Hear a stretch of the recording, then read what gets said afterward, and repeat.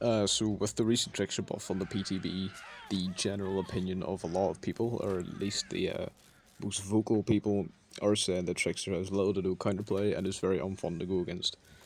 The main sort of perpetrator, as usual, is Scott John. Um, my God, like I don't really dislike Scott personally that much, but I think Jesus Christ is really getting old. Him and Otofu especially, with every change or every new killer that comes out, at least one of these guys are basically saying they're unfunner of no counterplay. But in this video, I'm going to go over why this is even like what I think. I'm going to go over sort of like a response to Scott's video.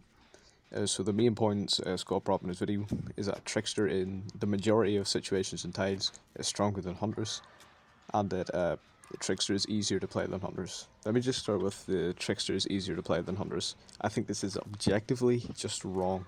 I think Trickster is just, in general, much harder to play than Hunters. Hunters, you raise a hatchet, you throw it, you get your health state, that's it. The hitboxes in that are huge. Hunter's hatches are so easy to hit. You like when a survivor's vaulting, you can throw it either side of the window. As long as you throw it through the window, it will hit the survivor vaulting. Same with a pallet. If you just throw it in the general direction of the pallet, it will hit the survivor vaulting the pallet. If a survivor's in somewhat of a choke point, you just throw it right through the middle, and no matter where they go, it's gonna hit them. This makes Hunters super easy. Now, granted, Hunters is still a really hard killer to play, especially efficiently, but hitting her hatchets in general in close range and stuff like that is incredibly easy and genuinely hard to miss. Trickster, on the other hand, his knives are absolutely tiny. You can go through, like, and another thing, the hitboxes seem weird in Trickster's knives. They seem to go through Survivor's heads. I don't think Survivor's arms and head have hitboxes. I think their legs and their torso does, but for some reason it seems like other parts of their body don't even have a hitbox. And it is much harder to hit these tiny little knives.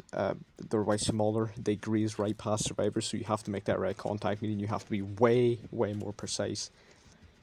Secondly, you have to hit, well, assuming this buff goes through, 6, right? Meaning, you know, not just really way smaller, but you have to hit 6 of them to even get a health state.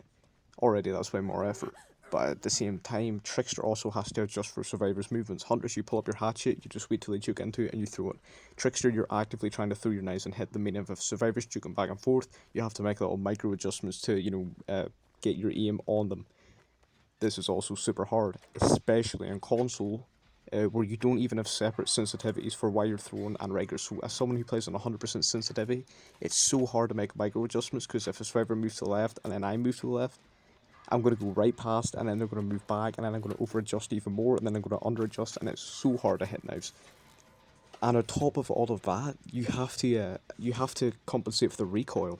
You have to micro adjust. There's so much to do with Trickster compared to Hunters. He's just objectively a much harder killer to play optimally. Sure, like, he might seem like he's easier to play because you're just spamming knives and eventually you get the health state. But if you want to play optimally, if you want to win, and if you want to try and make him as good as Hunters, you need to be landing at least like 80% of your knives, which is just unrealistic. The next point is that Trickster has little counterplay and is too oppressive in the chase. This is the opposite. Trickster has just went from having little to no counterplay before this change to now actually having counterplay and being stronger. Usually what would happen at these high wall loops like Jungle Gyms and Killer Shack, he would get about 2 knives every rotation, and then he would drop the pallet, he would catch up later, and then he would just finish the job. But with these new changes, what you can do is get these 2 rotations every time you go round. But then you pass and you don't vault the third time. You go straight to the pallet, you drop the pallet, and you make distance and you block line of sight. All of this will take longer than 10 seconds, and your lacerations will actually start to decay, meaning the Trickster will have to reset. This creates an actual dynamic between the killer and the survivor now for Trickster, where the survivors actually have a chance of letting these knives decay mid-chase, while Trickster, you have to make sure that you get that health state as fast as possible, which is why it takes less. This actually is much better than current Trickster, and he's even more counterplay, but he's somehow stronger in the PTB. Now, I'm not arguing that Trickster's fun to go against, that's all subjective, but what I am saying is that I think everyone needs to lay off for a second and actually look at, what this change has done, because people are saying the opposite. Thanks for watching.